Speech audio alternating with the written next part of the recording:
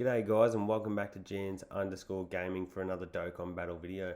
So just jumping in, I'm going to do a little bit of link leveling right now, but I just wanted to throw out a couple of ideas to the community on what I thought should be kept all year round from the celebrations that we've just gone through. So we're about a week, well, it's been about a week since the celebration for the worldwide campaign, download celebration, whatever you want to call it, and we got to deal with some good, some bad, some ugly, but there were certainly many things that I felt should be kept around for Dokkan 24/7. So let's get into it. So the first thing that I think should be introduced all year round should be the shortened wait time for our stamina bar. So it simply went from 5 minutes per bar down to 4 minutes, so a 20% decrease.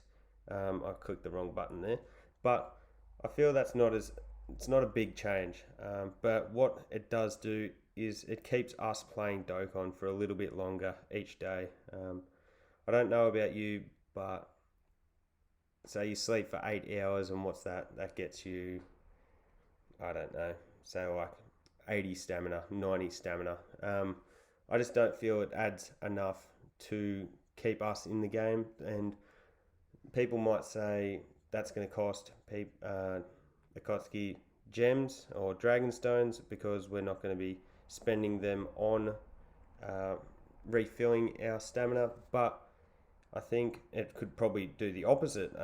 People are going to get closer to awakening units, and say if one dragonstone is going to fill up their bar, they might only need a couple of medals, so they might use it again to get those awakening medals. And I certainly think that they could do this a number of ways. It could become a unlockable.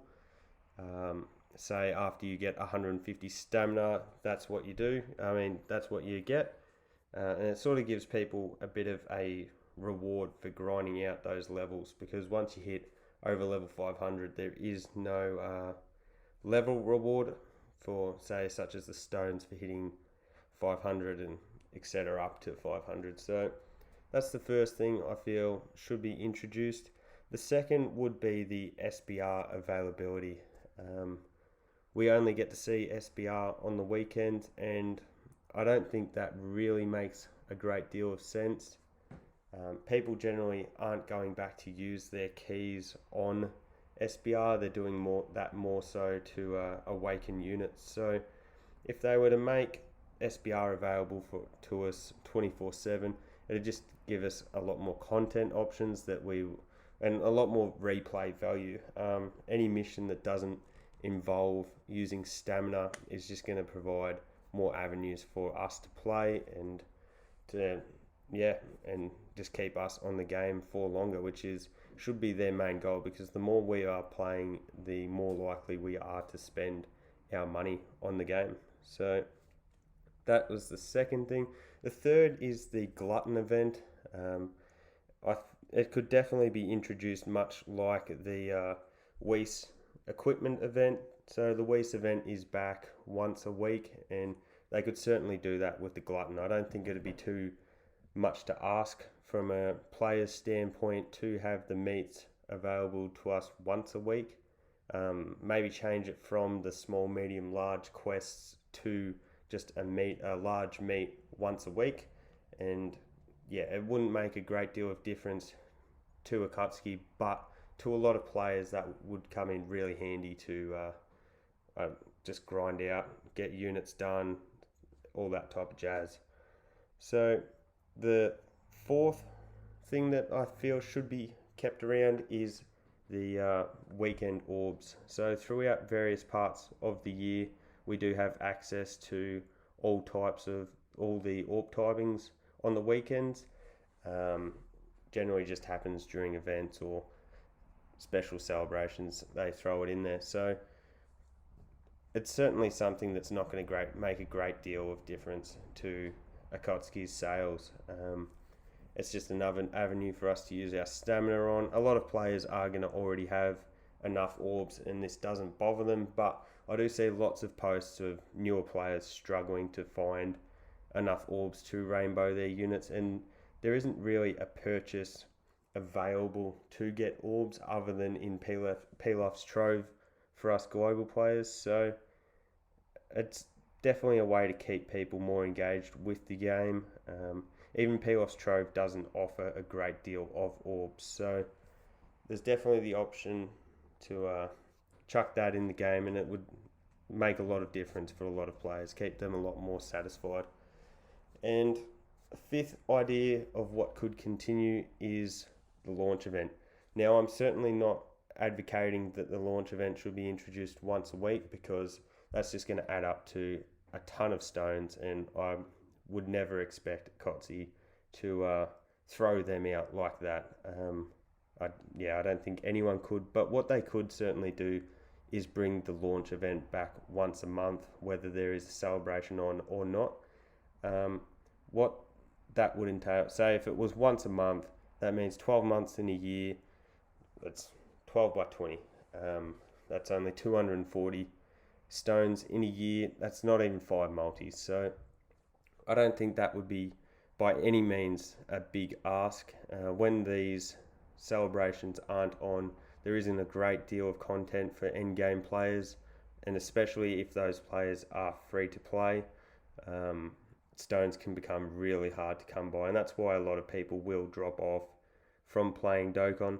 So that would just be one way to keep the older player base, older free-to-play player base, more engaged with the game. Akotsuki certainly don't want people dropping off, so I feel that's one way they would be able to keep players hanging around, I guess.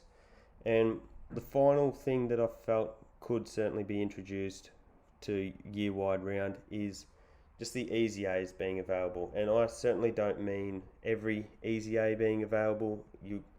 That would defeat the purpose of having the keys for those Easy A's in the Portal of Memories. But what they could do is have, say, I don't know, maybe 10 Easy A's available all the time, and they rotate through those, because again, it is 0 stamina content, and it just gives an option for players to just spend more time on the game, grind out their Zenny and just get training items, orbs, especially with how inconsistent they have been at bringing those Easy A's to global. Anything revolving the Easy A's is good content. It's content that a lot of players enjoy.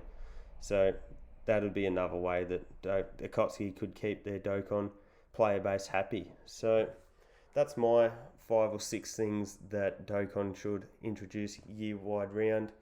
I don't think there's any crazy asks there, I guess. Nothing that I certainly don't see them having the ability to implement. I think they're all definitely viable options. But as always, we've got no say in that, so we'll just have to wait and see what Akotsuki decide to do with the game for the rest of the time that it is going.